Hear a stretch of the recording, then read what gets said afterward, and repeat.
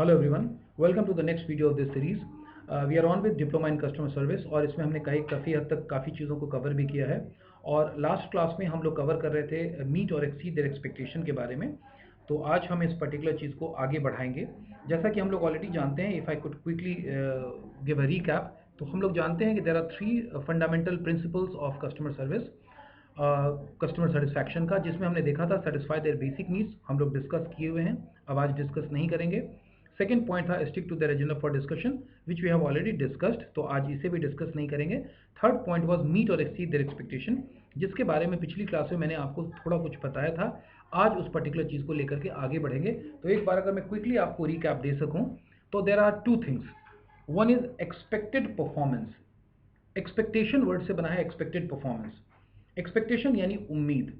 उम्मीद यानी जिस चीज़ की हम उम्मीद करते हैं, जो भी उम्मीद करते हैं। देखिए क्या होता है कि आप किसी भी तरह की सर्विस ले लें या प्रोडक्ट खरीद लें।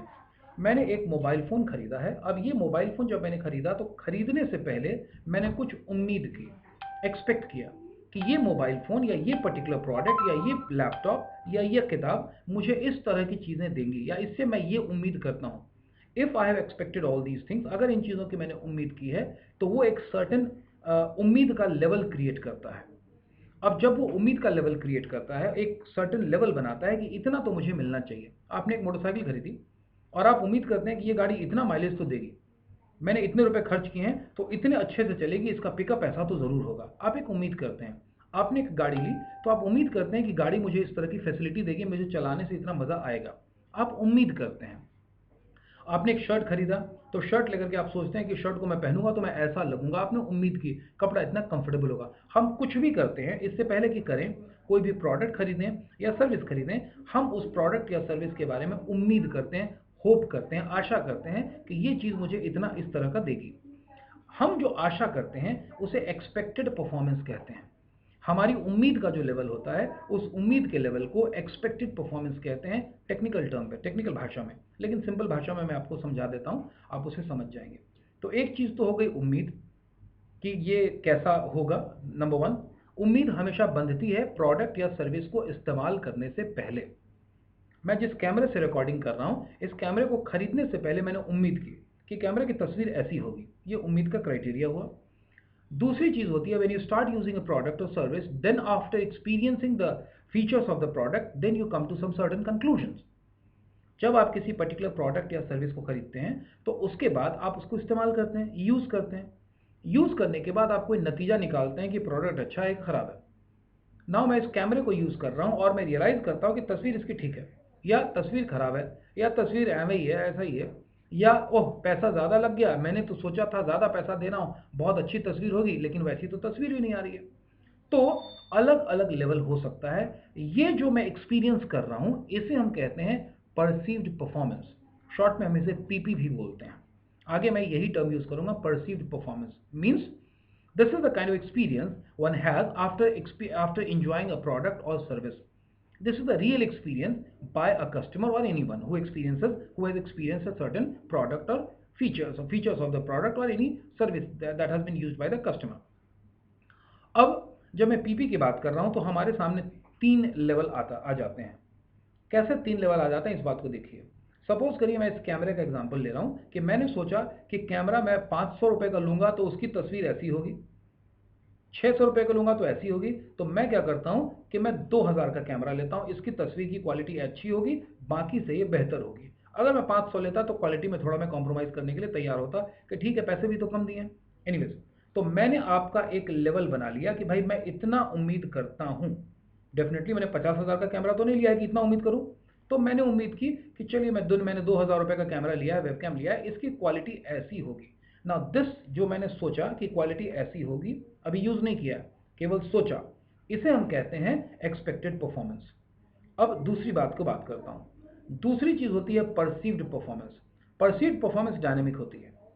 ये ऊपर भी जा सकती है, नीचे भी जा सकती है, बराबर भी हो सकती है। तो पहला उम्मीद हम करते हैं कि मैंने कैमरे के बारे में जैसा सोचा था वैसा ही कैमरा मुझे मिल भी गया कि भाई एकदम सही है। तो यहां मैं कह सकता हूं कि my expectation is equal to the real experience. यही बात है ना, मैंने जो उम्मीद किया मुझे उम्मीद के अनुसार बिल्कुल वैसा ही मिला। तो एक केस तो ये हो गया कि my perceived performance is equivalent to the expected performance. अगर मैं इसे कहूं तो आप कॉपी में इसे लिख सकते हैं कि EP is equal to PP। लेकिन ये एक केस हुआ। अब एक दूसरा केस, मैंने उम्मीद तो ये की, लेकिन अभी PP बराबर था पहले केस में। दूसरे केस में मैं मानता हूं कि PP बराबर नहीं है, नीचे है, कि ओह पैसे ज्यादा लग गए लेकिन वो क्वालिटी नहीं मिली। अब इस केस में हम कह सकते हैं कि EP is greater than PP। इस केस में हम कह सकते हैं कि EP is greater than PP।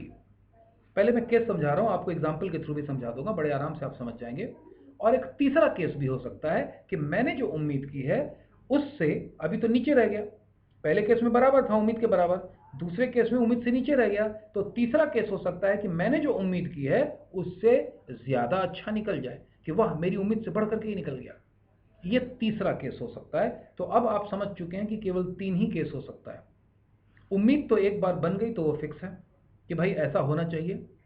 एक केस हो सकता है कि उम्मीद के बराबर चीजें मिल जाएं, दूसरा केस हो सकता है कि उम्मीद से नीचे मिले, और तीसरा केस हो सकता है कि उम्मीद से ऊपर मिल जाए। अब इसको मैं आपको एग्जांपल से समझाता हूं, अपने स्क्रीन पर थोड़ा सा ध्यान से देखिए। लेफ्ट हैंड साइड में मैंने ईपी का स्केल बनाया उम्मीद की। तो पहला केस जो मेरा पीपी का पहला केस है, PP1 परसीव्ड परफॉर्मेंस केस 1, जिसे आप देख रहे हैं, in this very case you are able to judge and you can see it clearly that expected performance is high and perceived performance is lower. And what happened in this case? The person becomes dissatisfied. So what exactly do I want to say? कि आपने उम्मीद कर ली ज्यादा, लेकिन PP1 पहला case में, perceived performance 1 के case में क्या हो रहा है कि आपके उम्मीद के हिसाब से चीजें आपको मिली नहीं, उम्मीद से कम मिली। तो बताइए कि आपने कोई चीज खरीदी और उससे उम्मीद ज्यादा बांधी और उम्मीद से कम आपको वो चीजें मिली। अब आप उस प्रोडक्ट से सेटिस्फाइड होंगे या डिससेटिस्फाइड होंगे? Naturally you will be unhappy. तो ये जो केस है, इस केस में कस्टमर डिससेटिस्फाइड हो जाता है, क्योंकि उम्मीद के बराबर उसको चीज नहीं मिली। आप कहते हैं ओह धोखा हो गया, ओह बेकार हो गया, बेकार ही पैसा गया। You are dissatisfied with the product और सर्विस। दूसरा केस, दूसरे केस में हमने माना PP2। आप देख सकते हैं कि जो हमने एक्सपेक्ट किया था वही एक्सपेक्टेशन के हिसाब से हमें चीजें मिल गई। किसी ने कहा फलाने जगह पे समोसा बहुत अच्छा मिलता है लेकिन वो 2 रुपए ज्यादा देता है। मैं तैयार हूं 2 रुपए ज्यादा देने के लिए, और मैं वहां पर गया और मैंने रियलाइज किया कि वाह वाकई समोसा तो अच्छा है भाई, जैसा उम्मीद किया था वैसा ही निकला, बहुत बढ़िया। अब मैं सेटिस्फाइड हूं, डिससेटिस्फाइड नहीं हूं। So when PP is equal to EP then the person is satisfied, कि ओके फाइन, ठीक है, अच्छा है जी। लेकिन एक तीसरा केस भी होता है कि मैंने उम्मीद की और मैं उस समोसे वाले के पास गया और मैं देख रहा हूं कि वाह जैसा सोचा था उससे कहीं ज्यादा बढ़ के। अब ये जो तीसरा केस होता है, इस केस में यू फील डिलाइटेड। अब आप डिलाइटेड हो जाते हैं कि this is wonderful, this is great, this is just awesome, and you become fan. इसी केस में आप फैन हो जाते हैं। मैं एक एग्जांपल देता हूं आपको। इस एग्जांपल को मैं आपको एक बहुत ही सिंपल तरीके से समझा देता हूं। Take the example of Abhishek Bachchan, the actor. अब अभिषेक बच्चन की जब फिल्म लॉन्च होने वाली थी, पहली फिल्म, बहुत साल पहले की बात कर रहा हूं, तो लोगों ने उम्मीद किया कि अभिषेक बच्चन अमिताभ बच्चन के बेटे हैं। उनके फादर तो खुद ही इंस्टीट्यूशन ऑफ द एक्टिंग है, बहुत बड़े फिल्म के सुपरस्टार हैं। तो उनका बेटा आ रहा है तो एक्टिंग तो अच्छी ही करता होगा, उन्हीं के घर से निकला है तो फिर तो कोई सोचने की बात ही नहीं है। लोगों ने अमिताभ बच्चन के बेटे से उम्मीद ज्यादा बांध ली कि भाई अमिताभ बच्चन का बेटा है, मुझसे आपको इतनी उम्मीद नहीं है कि मैं उतनी अच्छी एक्टिंग करूंगा, लेकिन अमिताभ बच्चन का बेटा है तो उससे आपने उम्मीद ज्यादा बांध ली। सचिन तेंदुलकर के बेटे से आपने उम्मीद ज्यादा बांध ली कि ये तो जबरदस्त क्रिकेटर होगा। अब जब उम्मीद आपने ज्यादा बांध ली तो रियलिटी में जब अभिषेक बच्चन की फिल्म लगी या तेंदुलकर के बेटे जब खेलने गए तो लोगों ने रियलाइज किया कि ना, इससे तो बढ़िया बढ़िया और भी लोग हैं, इससे तो ज्यादा अच्छे और भी लोग हैं। तो आपने रियलाइज किया कि आपने उम्मीद ज्यादा बड़ी बांध ली थी, लेकिन रियलिटी में आप सेटिस्फाइड नहीं हुए। इसका रिजल्ट सेटबैक, इसका रिजल्ट आप डिससेटिस्फाइड होते हैं। यू आर नॉट डिलाइटेड, आप डिलाइटेड नहीं होते हैं। Am I clear the points? तो ये डिससेटिस्फैक्शन का कारण बनता है केस 1। लेकिन केस 1 का उल्टा केस 3 होता है। केस 3 का भी एग्जांपल आपको फिल्मी तरीके से ही दे देता हूं। ऋतिक रोशन, ऋतिक रोशन की पहली फिल्म जब आने वाली थी तो लोगों ने थोड़ा बहुत उसके बारे में सुना कि भाई किसी स्टार राकेश रोशन के बेटे हैं ऋतिक रोशन। अब कौन राकेश रोशन पुरानी फिल्मों में, पुराने ज़माने में कुछ फिल्मों में आते थे, आते होंगे, उनका बेटा है, बहुत सारे हीरो हीरोइन के बेटे आते रहते हैं, ये भी आते होंगे। और ऋतिक रोशन आए, लोगों की उम्मीद कोई बहुत ज़्यादा नहीं थी, और जब उम्मीद ज़्यादा नहीं थी तब लोग इसको देखने गए बहुत कम उम्मीद के साथ, ये होगा, बहुत सारे हीरो हीरोइन के बच्चे आते हैं। और जैसे ही लोग देखने के लिए गए कम उम्मीद, वहाँ लोगों ने देखा कि अरे ये तो उम्मीद से ज़्यादा बढ़ के है, रातों रात के सुपर डुपर स्टार बन गए एक फिल्म से।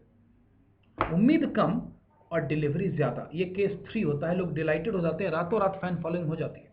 उम्मीद कम, डिलीवरी ज़्यादा। सचिन तेंदुलकर 17 साल का लड़का है, ये क्या कर लेगा, इससे बड़े बड़े क्रिकेटर मौजूद हैं, उम्मीद कम, डिलीवरी ज़्यादा, वाह कमाल कर दिया, क्या बात, रातों रात लोग फैन हो गए, गॉड ऑफ क्रिकेट।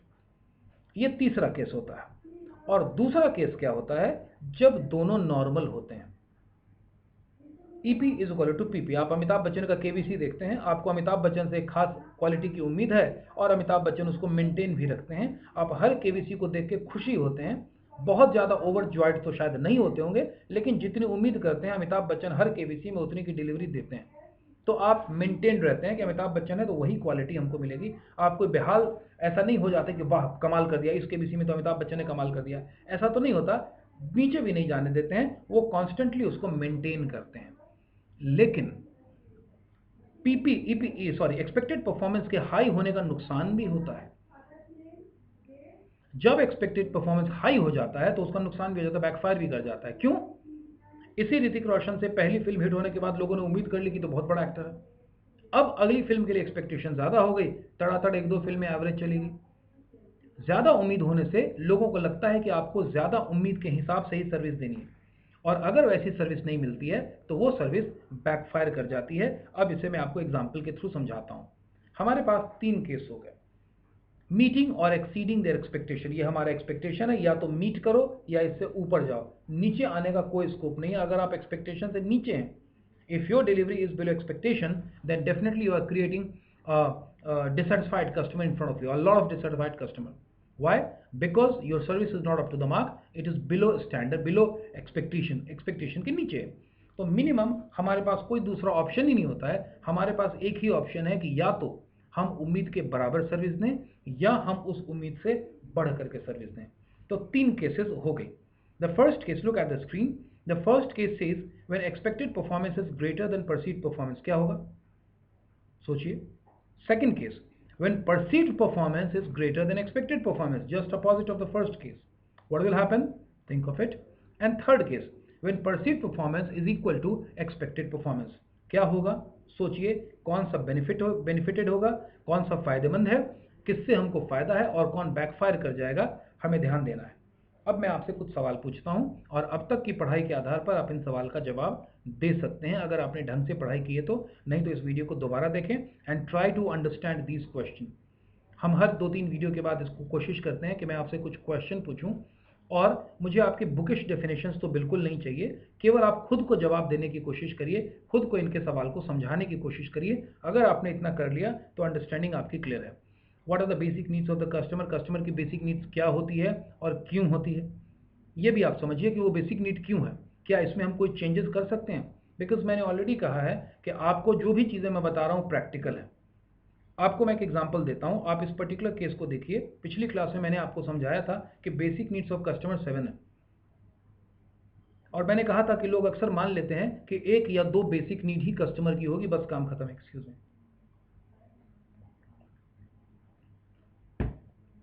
चलिए थोड़ा डिस्कस करते हैं। इसमें से मैं कुछ हटा देता हूँ और देखता हूँ कि मेरा कस्टमर तब भी उतना ही सेटिस्फाइड रहता है क्या। मैं उसे वेलकम की फीलिंग नहीं देता हूँ, क्या मेरा कस्टमर उतना ही सेटिस्फाइड रहेगा। मैं उसको सीरियसली नहीं लेता हूँ, बाकी उसका सब काम भी कर देता हूँ, लेकिन सीरियसली नहीं लेता हूँ, यार आ गया कस्टमर ऐसे ही, क्या वो उतना ही सेटिस्फाइड होगा। मैं उसे कंफर्टेबल फील नहीं कराता हूँ, मैं उसके सामने इस तरीके से बात करता हूँ, इतने अच्छे तरीके से बात कर रहा हूँ कि कस्टमर घबराया हुआ है कि बाप रे बड़े लोगों के बीच में आ गया हूँ, साहब लोग हैं, इनके सामने मैं कुछ कैसे बोलूँ। क्या वो सेटिस्फाइड हो जाएगा?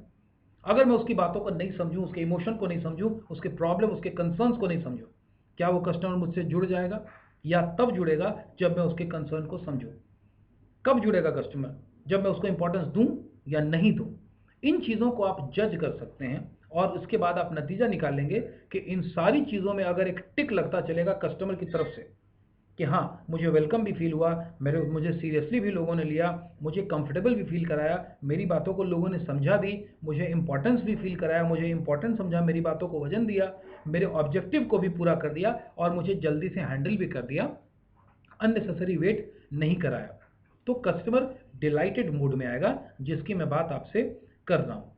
तो मैंने जो सवाल आपसे किया, what are the basic needs of the customer, और क्यों है, आप इसके बारे में सोचें।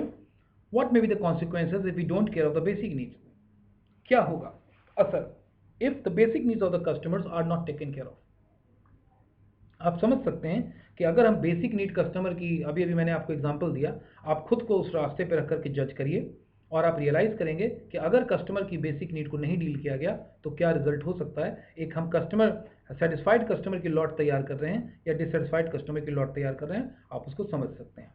What is the principle of customer service, do you agree with it, if yes why, and if not then why. इसको भी थोड़ा सोचिए, और ये प्रिंसिपल मैं आपको याद करने के लिए नहीं बोल रहा हूँ, मैं कह रहा हूँ इसे समझ लीजिए। समझ लीजिएगा तो आप इसका इस्तेमाल सीख सकते हैं अच्छे तरीके से। अब जो हमारी अगली सेशन होगी, जो हमारी अगली क्लास होगी, वो होगी कस्टमर सेटिस्फैक्शन की। कस्टमर सेटिस्फैक्शन अपने आप में एक बहुत इंपॉर्टेंट टूल है, बिकॉज पूरी कस्टमर सर्विस कस्टमर सेटिस्फैक्शन के आसपास ही घूमती है। अगली क्लास में हम कस्टमर सेटिस्फैक्शन से अपनी पढ़ाई शुरू करेंगे। Thank you so much for watching this video. Stay tuned. Thank you.